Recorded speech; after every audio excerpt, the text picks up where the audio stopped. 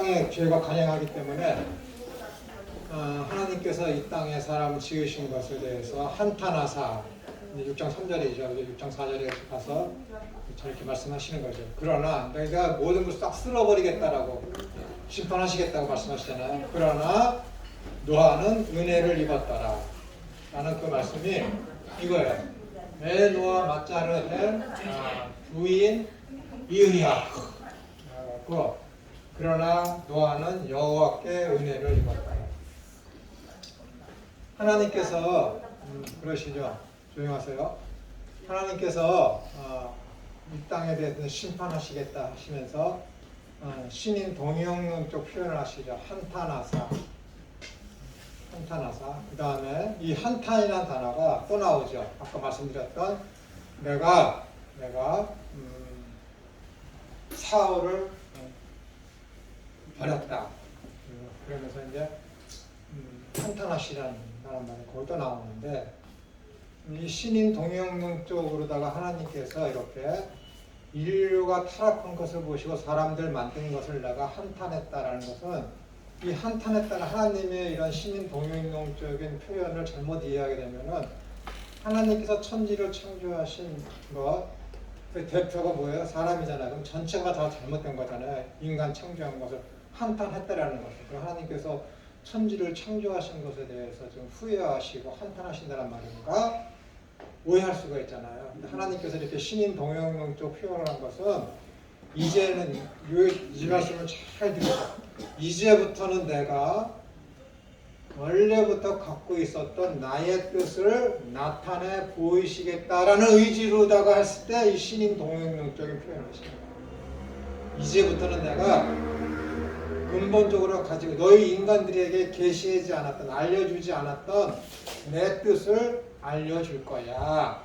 라는 그런 하나님의 의중을 나타내실 때에 하나님께서 한탄하셨다라는 거예요. 그래서 노아를 통해서 나타내시고자 하시는 의중이 있죠. 그죠? 방주를 세우고 그 다음에 사울을 선택한 것을 한탄하셨어. 의중이 또 나타나죠. 무슨 의중? 메시아를 상징하는 참된 이스라엘의 왕의 상징성을 나타내는 사람을 내가 지금부터 나타내 보일 거야. 라는 그 의중이 거기 나타나는 거예요. 그래서 하나님의 이런 신인 동영능적인 이 표현은 당신이 하신 일에 대한 어떤 후회를 나타내는 것이 아니라 이제부터는 내가 너에게 알려주지 않았던 내 의중을 너에게 나타내 보여줄 거야. 라는 그런 표현으로다가 이런 신인 동영능적인 표현을 하신 거예요. 그러면은 이 창세기 6장 4절에 한탄하셨어. 싹 쓸어버릴 거야. 그런데 노아는 여호와로 말미암아 은혜를 입었다. 그래서 여기 은혜라는 단어는 없어요. 은혜라는 단어는 없어요. 맞자 나타났다. 그에게 나타났다. 그러나 노아에게서 하나님이 무엇인가를 나타내 보이셨다. 그러나 하나님은 노아에게 뭔가를 나타내 보이셨다. 그 뜻이야. 여기 은혜라는 말이 없어. 맞죠. 도대체 노아를 통해서 무엇을 나타내셨다. 그러니까 노아는 뭐예요? 하나님께서 노아를 통해서 뭔가를 나타내시기 위해서 지금 노아를 선택한 거야. 선택받았으니까 은혜지. 근데 내가 볼 땐 나쁜 번역이야. 그래서 조금 전에 내가 뭐라 그랬어? 하나님께서 신인 동영능적인 표현을 한 것은 뭐예요? 이제부터 내가 너희에게 계시하지 않았던 내 뜻을 나타내 보여줄 거야 라는 그 의중을 가지고 말씀하실 때 신인 동영능적인 표현을 하신다 그랬죠. 여기 딱 나타나네. 그러나 노아는 여호와께로부터 뭔가를 나타내 보임을 당했다. 내가 앞으로 인류를 어떻게 구원해 주실 것인지. 뭐예요? 방주. 방주가 뭐예요? 그리스도. 방주가 또 뭐예요? 교회. 앞으로 인류는 이렇게 될 거예요. 라는 것을 노아를 통해서 계시에 보여주시기 위해서 노아가 선택된 거예요. 노아가 뭔가를 잘못해서 잘해서가 아니라 하나님이 그냥 선택한 거야. 아브라함이 뭔가 잘해서 가나안으로 옮겨진 것이 아니라 아브라함은 그냥 가서 우상 파는 사람이었어. 근데 하나님이 그냥 은혜로 선택한 것이지. 그거. 뭔가를 나타내 보여주시기 위해서 지금 노아가 선택받은 거야. 뭔가를 하나님께서 나타내 보여주시기 위해서 지금 아브라함과 이삭과 야곱이 불림을 받은 거야. 여러분들이 하나님의 불림을 받았어. 소명의식이 있어. 뭐 때문에? 뭔가를 나타내시기 위해서. 그것만이 여러분의 유일한 소명이야. 나는 목사가 됐으니까 목사의 소명의식. 그게 아니야. 그럼 목사 은퇴하면 개판으로 살아도 돼? 소망교회 박성희 목사님처럼 벤틀리 타고 다녀도 돼? 목사일 때는 안 타고 다니다가. 그러면은 목사는 성도 아니야? 목사가 은퇴하면 성도 아니야? 목사도 성도고 일반 성도도 성도고 전도사도 성도고 애기도 성도고 100살이 돼도 성도고 은퇴한 지 10년이 돼도 성도야. 다 성도야. 다 하나님의 백성이야. 거룩한 백성이야. 목사일 때는 그런 차 타면 안 되고 목사 이후에는 그런 거 타도 돼? 목사 이후에는 하나님의 종 아니야? 목사 이후에는 성도 아니야? 목사 이후에는 개판으로 살아도 돼? 목사 이전에는 신학 아파트에 살다가 목사 이후에는 대로 아파트에 살아도 돼? 그게 사회 지도자야. 뭔가 나타내 보여주시기 위해서 여러분들이 다 하나님으로부터 불림을 받은 거야. 나는 목사로서, 나는 전도사로서, 나는 일반 성도로서 거기에서 역할을 해야 돼. 그거 안 해? 목사라도 지옥 가. 안 되면 지옥 간다. 그게 은혜야. 하나님이 천우를 불렀어. 구원해 주셨어. 그것을 통해서 하나님께서 뭔가를 나타내 보이시려고 해. 그게 아무리 사소한 거라도 하나님이 나를 향한 구원해 주신 목적이 있어. 그건 나를 통해 하나님이 이루실 거야. 반드시. 하나님이 나를 통해서 이루시는 것이 아주 0.0001%밖에 안 돼. 근데 그걸 나를 통해 하나님이 이루셨어? 그럼 내 소임이 더 강한 거야. 우리 김성대 목사님이 하나님 부르셨어. 목사님을 세우셨어. 천만큼을 원하는 게 있어. 이루실까? 하나님이 이루신다고. 선택했으니까. 반드시 0.0001은 인생이 고달프지 않아. 왜? 작은 거니까. 근데 천이야? 엄청 고생하시겠지. 이 얘기 하려고 하는 거야, 이거. 나 그래서 하나님한테 그래. 짧고 굵게가 아니라 길고 길게.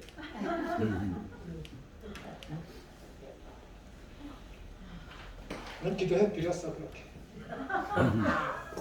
고생시키지 말라. 고생하는 거 싫다. 고생하는 거 좋은 게 어딨어. 그 소명. 노아가 그렇게 된 거야. 노아가 뭔가를 잘해서 하나님이 그에게 은혜를 줬다고? 몰라서 그래. 은혜가 뭔데? 은혜가 값없이 주는 거다. 값없이. 노아가 뭔가를 하나님과 동행해서 뭔가 잘했다? 그럼 요구할 수 있지. 내가 이렇게 했으니까 하나님이 해주셨지. 근데 그건 은혜가 아니지. 그건 은혜는 완전한 후리야. 후리. 공짜라니까.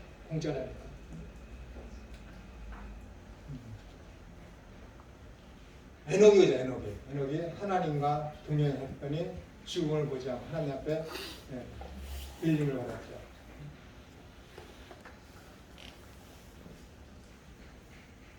이 할라크라는 동행했다라는 이 단어는 하나님과 함께 이렇게 가면서 이렇게 마주보고 가는 것이 아니라 하나님과 가까이 있었다라는 거예요. 가까이. 하나님과 가까이. 항상 하나님과 가까이 있었어요. 항상 하나님. 아까도 제가 그랬죠. 여기에 썼을 때 하이야라는 그 단어. 나 외에 다른 신을 섬기지 마라. 내 앞에 다른 신이 있게 하지 말라 했을 때 하이야라는 그 단어가 fall out. 하나님으로부터 멀리 떨어지는 것. 그것은 뭐예요? 인생의 저주야.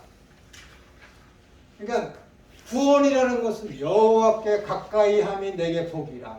여호와께 가까이 함이 내게 복이라. 시편 119편에 있는 73편에 있는 그 말씀. 여호와께 가까이 함이 내게 복이라.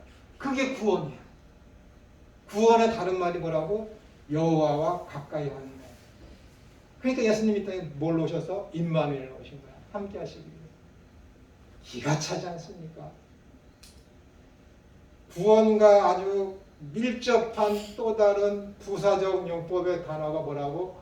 가까이. 여호와와 가까이.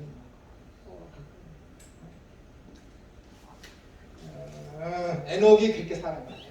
그러니까 죽음을 보지 아니하고 하나님 나라로. 여러분, 주 예수를 믿으라. 그리하면 너와 내 집이 구원을 얻으리라.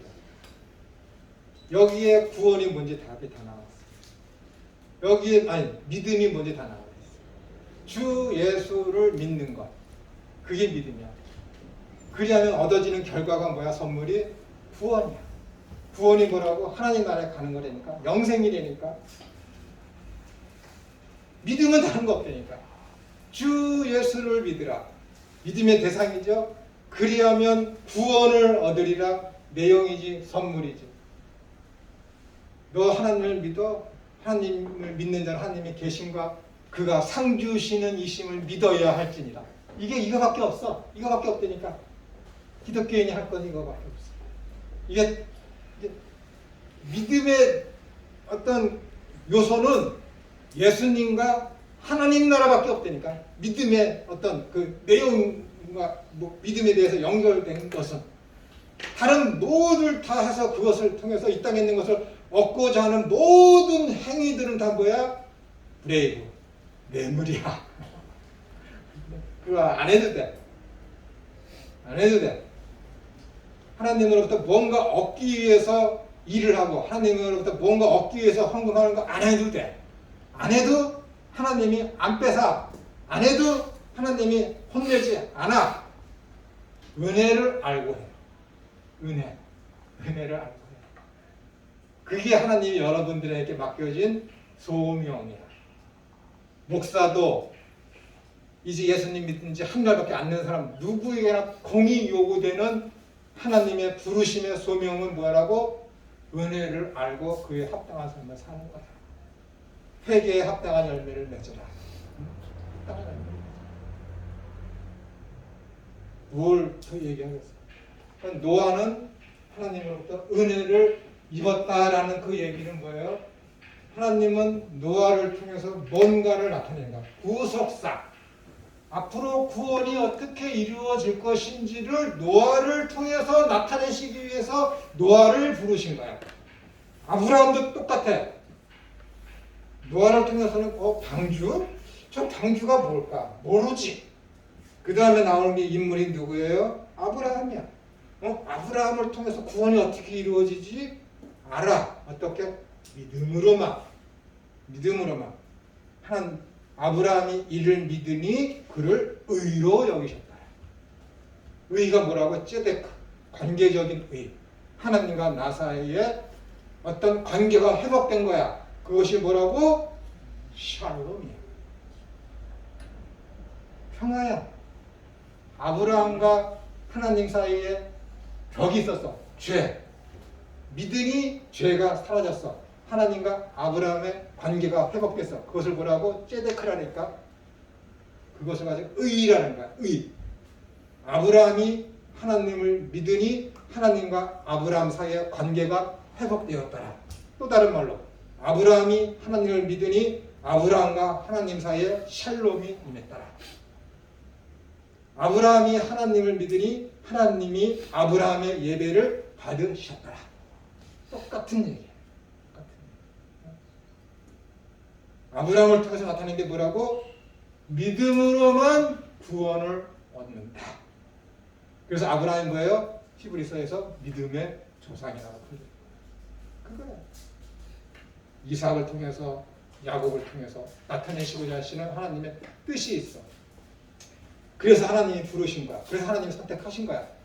그런데 인간들이 거기서 대고 자랑할 게 있어요? 나 하나님 믿었어요. 조카 롯이 동하면 서하게 해서 조카 롯한테 다 양보했어요. 난 내 집 마련하지 않고 산속에서 장막 짓고 살았습니다. 하나님 그러니 나한테 아들 주세요. 그랬습니까? 아니라니까. 영망덕이지. 아니라니까.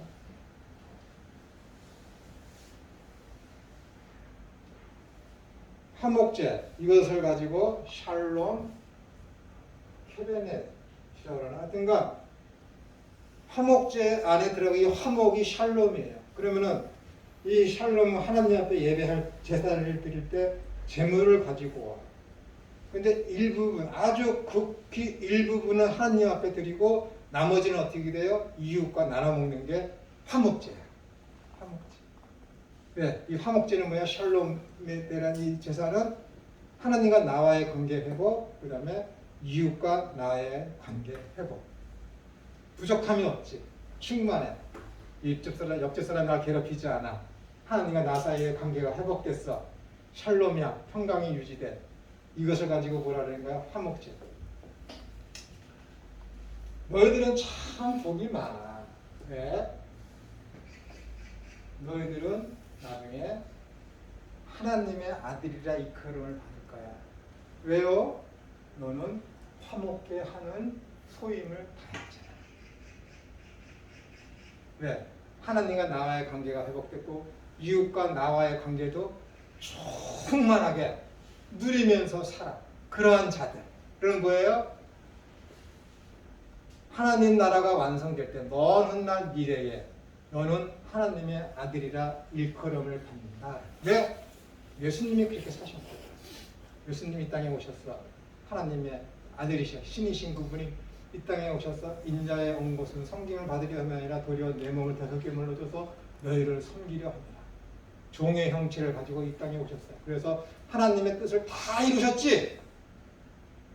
그래서 하나님의 관계의 그 모든 것을 다 충만히 만족시키셨지. 죄인된 인간들을 대신해서 죽으심으로 말미암아 이웃된, 친구된, 부모된, 가족된 이 형제들의 모든 죄의 문제를 예수님께서 다 충족시키시고 회복시키셨지. 이 화목제물로 예수님이 이 땅에 오셨지. 그러니까 그분이 뭐예요? 하나님의 유일하신 독생하신 아들이시잖아요.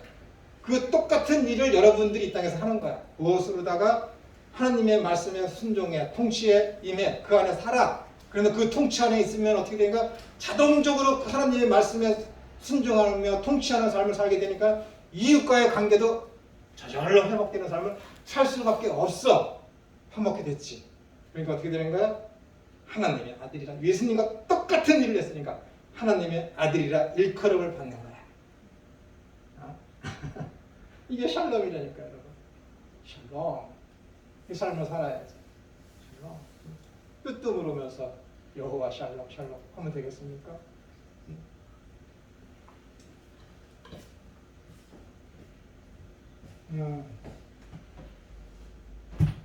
원어적인 뜻으로다가 구속사적이며 기독교적으로 이 해석을 할 때 감동스럽죠. 감명스럽죠. 그 단어 하나 그 인물에 대해서도 다시 보이게 되고 인간들이 얼마나 초라하며 보잘것없으며 무능하며 그러한 자들을 하나님이 얼마나 높이 인정해 주시는지 아무것도 아닌 것들을 죽이지 아니하시고 용서해 주시고 보호해 주시고 그러면서 그들을 통해서 당신의 그 거룩하시고 영광스러운 그런 것들을 나타내 보이시고 구원해 주신 것만 자체도 은혜인데 그 구원해 주신 그 자들에게를 통해서 당신의 그 거룩하시고 영광스럽고 광미하신 그런 것들을 나타내 보이시니까 그 말 그대로 카리스 안티 카리스가 아니라 그냥 말 그대로 은혜 위에 은혜. 풍성한 은혜죠. 은혜를 모르면 아무것도 못합니다. 다 뇌물이에요. 다 뇌물이라니까. 뇌물하지 마십시오. 은혜의 감정에서 하십시오. 하나님은 다 아십니다. 중심으로 보시는 그 하나님이 여러분을 중심을 다 아십니다.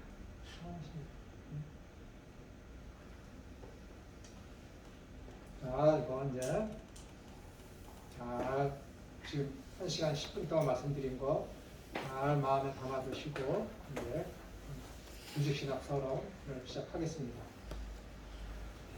선생님, 네, 저기 말씀을 읽다 보니까 네, 지금 노아 광기 얘기를 하셨잖아요. 네, 근데 여기 보면 6장 19절에 네,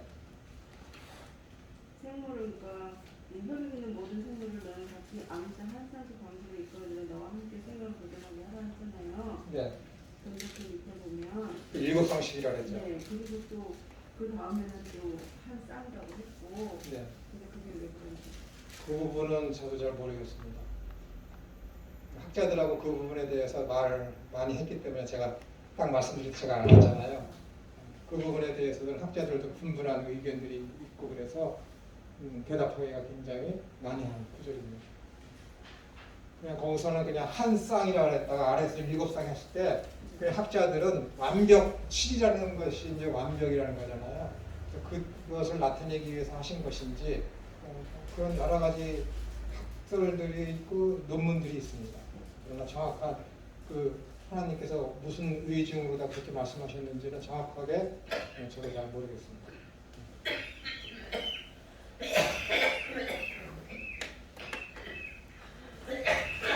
자, 조직신학 서론 하겠습니다. 기독교의 신학은 전통적으로 조직신학을 의미했으니까는 기독교가 라는 이론이 생긴 이후에 너 신학 공부하니? 하면은 그냥 무조건 그때는 뭐예요? 조직신학이에요. 조직신학. 다른 신학은 없었으니까. 그리고 중세 때까지 종교개혁 이전까지는 모든 학문은 신학을 위한 것이었어요. 모든 학문은 신학의 신여다. 특히 철학은 신학의 신여다. 라는 그런 말들이 일반화되어 있었죠. 일반화되어 있었죠. 근데 지금은 어떻게 되는 거예요? 철학이 신학 위에 있어서 오히려 신학이 철학에 영향을 받죠. 왜 그러는 거예요? 철학적인 사고에 의해서 신학을 하게 되는 것입니다. 굉장히 위험한 것이죠. 그런 자들이 대표적인 것이 자유주의 신학자이고 우리나라에서는 도올 같은 자들, 그 다음에 우리나라에서는 기독교 뭐라 그러죠? 한신대학 거기에 도올이 있는 거잖아요. 한신대학 그런 측들이 어떤 성경을 성경에서 해석하는 것이 아니라 성경을 어떤 철학적인 사고의 기반 위에서 성경을 보니까는 성경을 개판으로 만들어 놓는 것이죠. 그러면 안 됩니다. 조직신학의 유래와 순서는 사도신경의 순서를 따릅니다. 그렇죠? 사도신경의 순서를 따라요. 근데 사도신경 안에 성경은 무엇이다 라는 것이 있습니까? 없지요? 없어요. 그런데 사도신경에는 성경은 무엇인가 바로 나오는. 그런데 사도신경에는 성경은 무엇인가 라는 성경에 대한 정의가 없습니다. 아마도 이러한 이유 때문에 슐라이 허망은 어떤 사람은 슐라이 에르마하라고도 하고 하는데 슐라이 허망은 신학 서론은 조직신학 본론에 들어가지 않는다고 주장하였을 것입니다. 그러나 신학 서론이라고 명명된 인트로듀티오 테올로지카는 하나님의 존재하심, 인식과 하나님이 존재하심에 합당한 그의 지식을 얻고 이후에 연구하게 될 제 학문들의 지식을 습득하는 방법을 제시하여 바른 신학 연구를 하도록 하도록 하는 기독교 신학의 원천이며 헌법인 하나님의 계시의 말씀이 무엇인가를 정의하는 학문 분야입니다. 그래서 제가 이렇게 정의를 내린 거예요. 성경을 성경적인 바른 관점을 갖게 하는 것이 신학서론이다. 이렇게 이해하시면 되겠습니다. 그러므로 신학서론에 대한 바른 정립이 이루어지지 않는다면 이후에 있을 모든 조직신학 분야와 성경 연구에는 심각한 오류에 빠지게 될 것입니다. 이렇게 자명한 이유 때문에 조직신학서론이라는 이름 때문에 조직신학서론이 조직신학의 본론에 속할 수 없다는 슐라이어 마의의 주장은 어리석은 것입니다. 사실 사도신경의 내용이 어디에 그 뿌리를 두고 있는가를 살펴보시면 그것은 다른 곳에서 출발되는 것이 아니라 절대적으로 성경에 그 뿌리를 두고 있습니다. 사도신경의 모든 내용들이 다 성경에서 나온 거잖아요. 그리고 조직신학이라는 각이 6개 파트는 다 이 사도신경의 어떤 순서를 따르고 있다라는 것입니다. 그런데 이 사도신경의 출처가 성경이기 때문에 그 배경이 되는 성경이 무엇인가에 대한 그런 상고는 반드시 할 필요가 있다라는 것이죠. 그렇기 때문에 사도신경의 바른 해석을 위해서라도 성경이 무엇이며 하나님의 존재하심에 대한 인식론을 먼저 살펴보는 것이 당연한 것입니다. 그러므로 조직신학 서론은 반드시 조직신학 본론에 속해야만 합니다. 그러니까 여기요, 다시요. 성경이 무엇이며 하나님의 존재하심에 대한 인식론. 내가 인식론이라고 했지만은 처음부터 내가 믿음이라는 단어를 쓰면은 신학 서론을 시작함에 있어서 합당한 용어 선택이 아니라고 생각을 합니다. 그렇기 때문에 인식론이라고, 다른 말로 하면 믿음이에요. 이거는 신학을 하기 위해서 전제 조건이 돼야 되는 것이 뭐예요? 하나님이 계시다라는 것을 인식해야 돼. 다른 말로는 뭐예요? 하나님에 대한 믿음이 있어야지. 하나님에 대한 믿음이 없이 신학을 한다? 있을 수 없죠. 도울이 태어나는 것이죠. 자유주의 신학자가 나오는 것이죠. 하나님에 대한 인식이란 말은 뭐예요? 아, 하나님이 계시구나. 하나님이 계시다는 걸 인정하는 것은 뭐예요? 하나님에 대한 믿음이 있다는 것이지. 그러니까 신학을 하는 전제 조건은 뭐예요? 믿음이에요. 믿음. 이후에도 말씀드리겠지만 믿음이 없는 자들이 신학을 하게 되면 큰일 납니다. 물론 믿음이 없이 신학을 시작했다가 나중에 깨닫고 하나님을 영접해서 믿게 되는 자들이 있죠. 이를테면 배너 같은 사람. 배너. 그 소설을 쓴 사람 있잖아. 이름이 잊어버렸지만은 그 배너라는 소설을 쓴 사람이 군대 장군이었는데 자기 밑에 있는 부하가 매주 교회를 가게 되니까는 저놈을 내가 교회 가지 못하게 해야 되겠다 해서 내가 성경의 오류와 단점을 찾아낼 거야 하면서 밤새 몇 달을 읽다가 깨져서 하나님은 진짜 계시구나 라고 해서 쓴 것이 배너라는 소설이잖아요. 이런 일이 있을 수가 있습니다. 있을 수 있어요. 그러나 내가 신학을 해서 목회자가 되어야 되겠다라는, 그리고 신학자가 되어야 되겠다라는 전제 조건은 뭐예요? 필수 불가결한 것은 반드시 믿음이 있어야 된다는 거예요. 하나님에 대한 인식론이 먼저 자리를 잡고 있어야 된다는 것입니다. 그러므로 조직신학서론은 반드시 조직신학 본론에 속해야만 하는 것입니다. 서철원 교수도 신학서론은 하나님의 존재를 제시하고 그 존재에 맞게 지식을 얻는 방식을 세우는 것입니다. 그러므로 신학서론도 신학본론에 속한다라고 그의 책 서철원 박사 교회신학 신학서론에서 말을 하고 있습니다. C.S. 루이스 아시죠? 기독교 기본 진리가 그 책 쓴 사람이고, 그다음에 영국의 기독교 변증학자죠. 변증학자가 굉장히 유명하죠. 이 사람이 뭐라 그랬냐면, 당신이 신학에 기울이지 않는다. 신학이 뭐라고요? 조직신학. 신학에 기울이지 않는다면 그것은 당신에게 하나님에 대한 개념이 없다는 뜻이 아니라 하나님에 대한 개념이 있어요. 개념이 있는데 하나님에 대한 개념이 없다라는 뜻이 아니라 다만 하나님에 대한 잘못된 개념과 혼합된 지식을 많이 갖고 있다는 것을 의미합니다. 그러니까 하나님을 왜곡하는 것이죠. 성경을 왜곡하는 것이죠. 그러니까는 이 조직신학이라는 것은 신학교에서만 가르쳐 줄 것이 아니라 일반 교회, 지교회, 이런 교회에서도 어떻게 되는 거예요? 조직신학 파트가 가르쳐 줘야 돼요. 설교를 통해서든지 공부를 통해서든지. 그래서 베델 사랑의 교회에서 내는 베델 뭐라고 되어 있는데 그거 참 괜찮은 교재죠. 그런 것들을 반드시 해야 돼요. 그리고 일반인을 위한 신학책 얇은 것도 있고 두꺼운 것도 있고 아주 다양하게 있으니까는 일반 모든 성도들이 이런 조직신학 책을 사서 읽는다든지 해갖고 연구를 하셔야 됩니다. 진짜 하나님을 바로 알기를 원하는데 그런 거 안 할 수가 없는 것이죠. 그러면은 종교란 무엇인가에 대해서 살펴보겠습니다. C.S. 루이스의 말을 여러분 잘 귀담아 듣고 기억을 해두셔야 됩니다.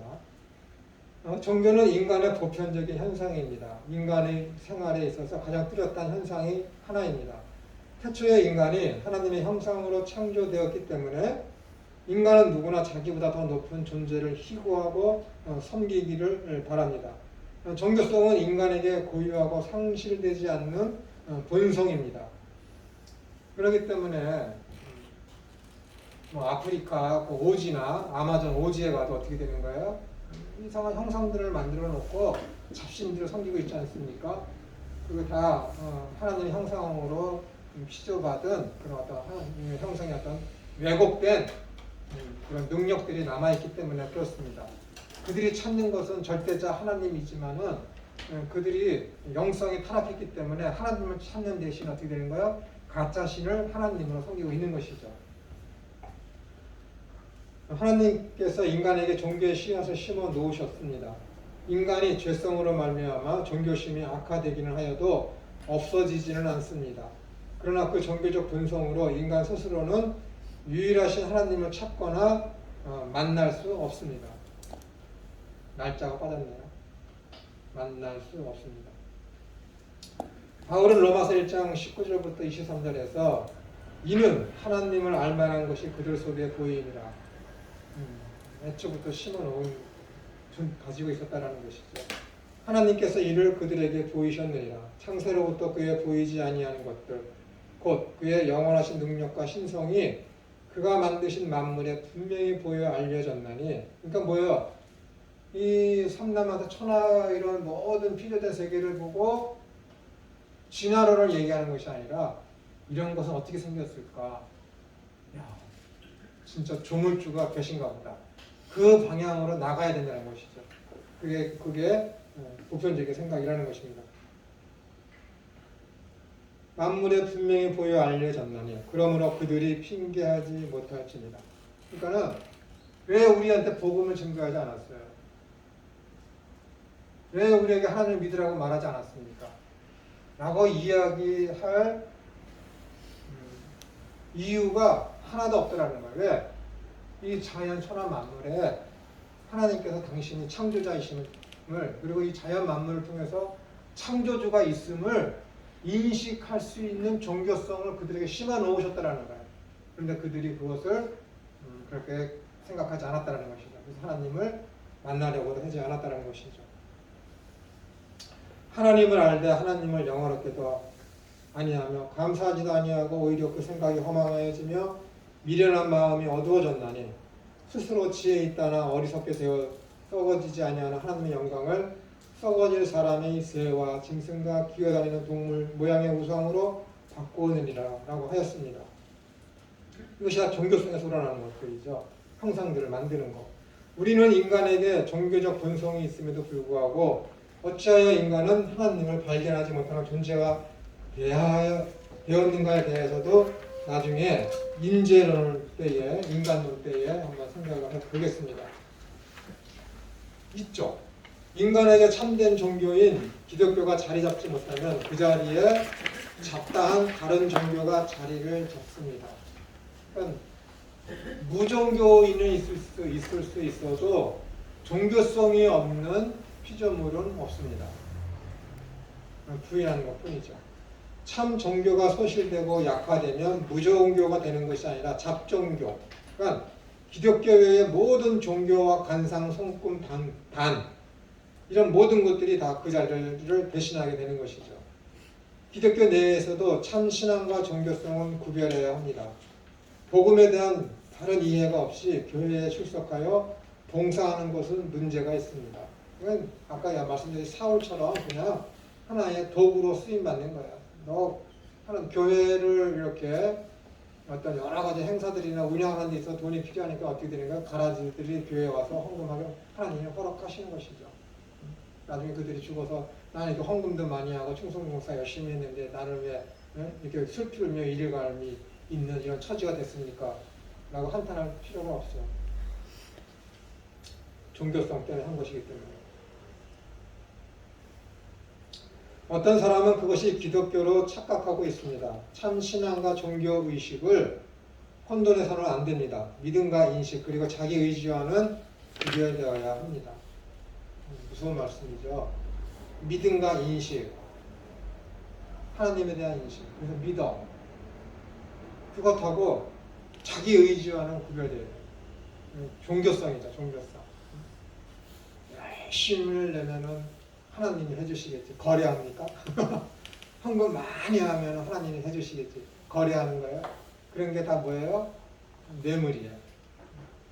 그동안 기독교가 수천 년 동안 얼마나 그런 식으로 설교를 해서 헌금을 받아냈습니까? 요즘도 그러죠. 얼마나 많이 그렇습니까? 부끄러운 줄 알아요. 부끄러운 줄 알아요. 은혜를 강조해야 되는데 은혜 대신에 충성, 봉사, 헌신 그것만 강조하고. 그러니까 예수님께서 마태복음 26장에서 저것들 누구? 바리새인들, 종교 지도자들, 지들은 손가락 하나 까딱하지 아니하면서 우리 보고 이리 가라 저리 가라 일만 시키고 무거운 짐만 지우고. 그러니까 예수님께서 마태복음 14장에서 수고하고 무거운 짐진자들을 다 내게로 오라.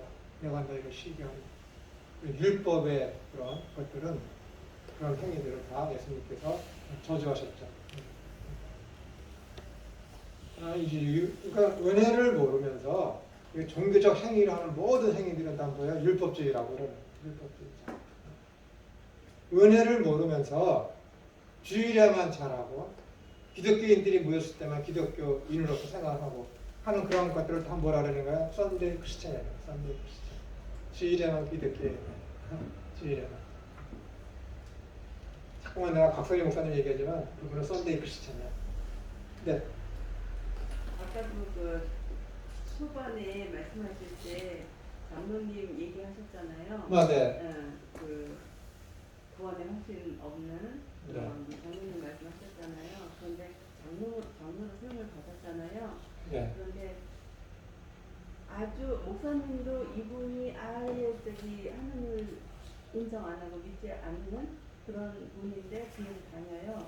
그런데 이분을 권사로 세워요. 네. 이런 일이 있을 수 있는지. 많죠. 그러니까 제가 직접 본 건데 장 무슨 집사예요. 그분은 나를 수박이라고 불렀고 나는 그분을 호박이라고 불렀고. 그래서 내가 항상 그랬어요. 아무리 그래봤자 호박이 수박 되지 않습니다. 농담으로 얘기했지만 당신 믿음은 가짜고 내 믿음은 진짜야. 그런 식으로 내가 얘기한 거고. 이미 고등학교 때부터 날 그렇게 얘기했어요. 당신은 호박, 나는 수박. 아무리 호박이 열심히 떼고 굴러서 동그랗게 되더라도 호박이 수박 될 수 없습니다. 왜 그러냐면은 그분이 교회 진짜 열심히 교회 반사도 하고 그러니까 저희 아버지께서 당에서 인원해서 이분을 집사를 했어요. 저희 아버지 굉장히 깐깐하시거든요. 아니, 굉장히 깐깐해요. 굉장히. 혀를 차. 집사, 그냥 서리 집사 그 하나가 주는 것도 대충 하시는 분이 아니에요. 깐깐하신 분인데, 저렇게 이분이 잘 하니까는 집사를 임명을 했어요. 근데 그 다음에 교회도 안 나와. 교회에서 동사하는 거 다 안 해. 그래서 저희 아버지가 불러서 있는데, 내가 그 자리에 있는데 물어봤어요. 사람들 몇 명이. 왜 갑자기 교회 충성하고 봉사하는 거 이렇게 등한시하고 애들 가르치는 반사 노릇도 안 하냐 했더니 그분이 딱 그래.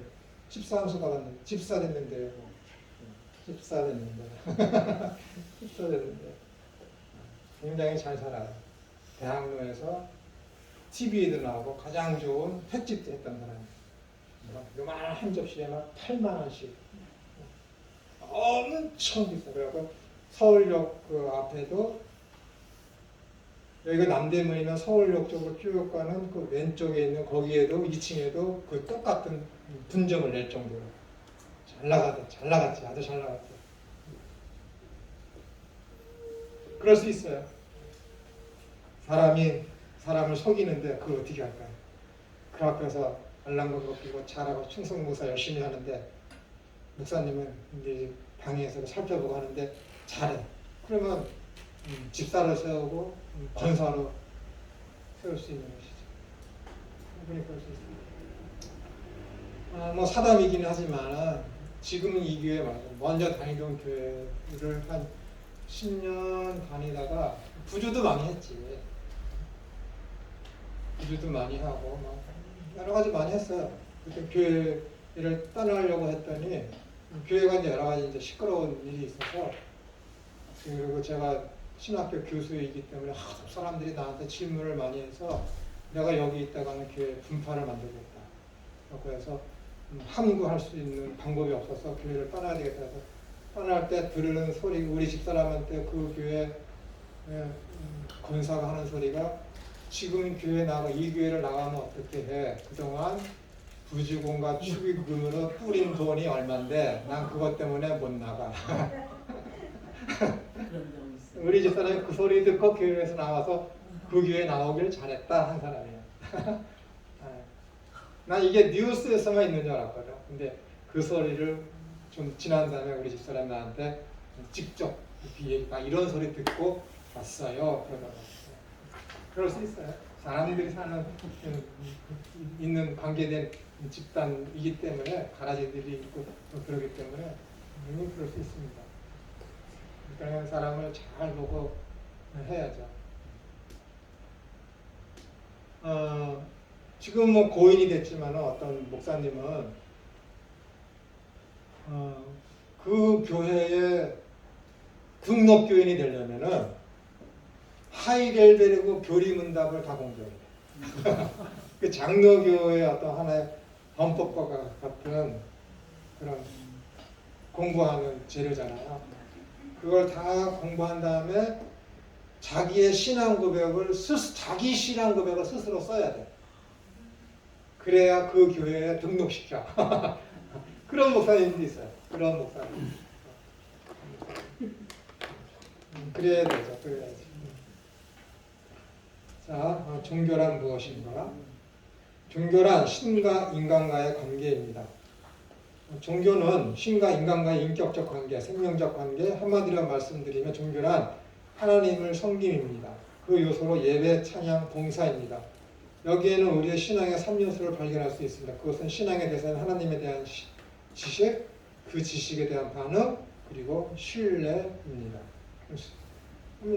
그 지식에 대한 반응이나 신뢰나 거의 비슷한 말이지만은 어떤 반응을 하느냐는 거, 합리적인 반응. 코넬리우스 반필은 기독교인의 합리성이란 성경 말씀이 하나님의 말씀이 에 대해서 예 라고 대답하는 것만이 모든 피조물의 합리적 반응이다. 그렇게 얘기했어요. 코넬리우스 반필.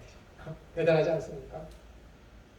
모든 피조물이 하나님에 대한 합리적인 반응이란 하나님의 말씀에 대해서 예 하는 거. 아니요는 아니에요. 아니요는 건 비합리적인 거야. 비이성적인 거야. 그리고 코넬리우스 반필이 신학교를 떠남과 동시에 조직신학이 없어졌죠. 웨스트민스터 신학교의 조직신학자였는데 우리 20세기의 최고의 신학자, 조직신학자였죠. 타 종교에도 구원이 있는가? 이건 이미 기독교인으로서 답을 정해놓고 지금 말씀드리는 것이죠. 그럼에도 불구하고 이 부분에 대해서 우리가 이야기를 하고 넘어가야 됩니다. 쉬었다가 30분이 해도 되죠? 예. 네.